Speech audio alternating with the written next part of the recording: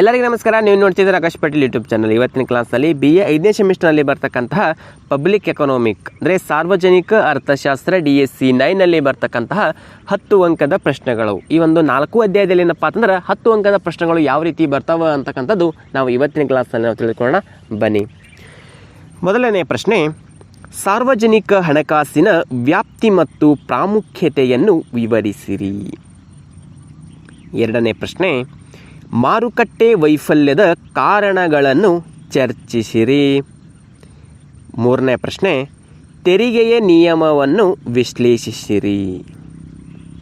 ಇನ್ನು ನಾಲ್ಕನೆಯ ಪ್ರಶ್ನೆ, ಉತ್ಪಾದನೆ, ವಿತರಣೆ ಮತ್ತು ಇತರರ ಮೇಲೆ ತೆರಿಗೆಯ ಪರಿಣಾಮಗಳನ್ನು ವಿವರಿಸಿರಿ. 5, ಹೆಚ್ಚುತ್ತಿರುವ ಸಾರ್ವಜನಿಕ ವೆಚ್ಚದ ಕಾರಣಗಳನ್ನು ವಿವರಿಸಿರಿ. 6, ಸಾರ್ವಜನಿಕ ವೆಚ್ಚದ ವ್ಯಾಗ್ನರ್ ಅವರ ಕಾನೂನನ್ನು ತಿಳಿಸಿರಿ. ಇನ್ನು 7ನೆಯ ಪ್ರಶ್ನೆ, ಸಾರ್ವಜನಿಕ ವೆಚ್ಚದ ಪರಿಣಾಮವನ್ನು ವಿವರಿಸಿರಿ. 8, ಬಜೆಟ್ ವಿಧಗಳನ್ನು ತಿಳಿಸಿ ಮತ್ತು ಅವುಗಳನ್ನು ವಿವರಿಸಿರಿ.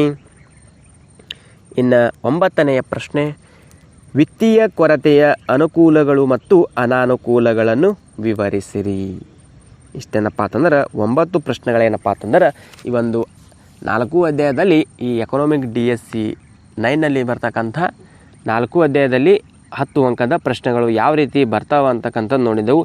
ಇದರಲ್ಲಿ ಏನಪ್ಪ ಅಂತಂದ್ರೆ ಒಂದು 2 ಪ್ರಶ್ನೆಗಳು ಬೀಳುವಂಥ ಸಂಭವನೀಯ ಪ್ರಶ್ನೆಗಳು ಹೆಚ್ಚಾಗಿರ್ತೈತಿ. ಅದಕ್ಕೋಸ್ಕರವಾಗಿ ನೀವು ಸರಿಯಾದ ರೀತಿಯ ಓದಿದ್ಯಾದಲ್ಲಿ ನಿಮಗೆ ಇದರಲ್ಲಿ ಕೂಡ 20 ಅಂಕಗಳೇನಪ್ಪ ಅಂತಂದ್ರೆ ಕವರ್ ಆಗೋ ಸಾಧ್ಯತೆಗಳು ಹೆಚ್ಚಾಗಿರ್ತಾವೆ.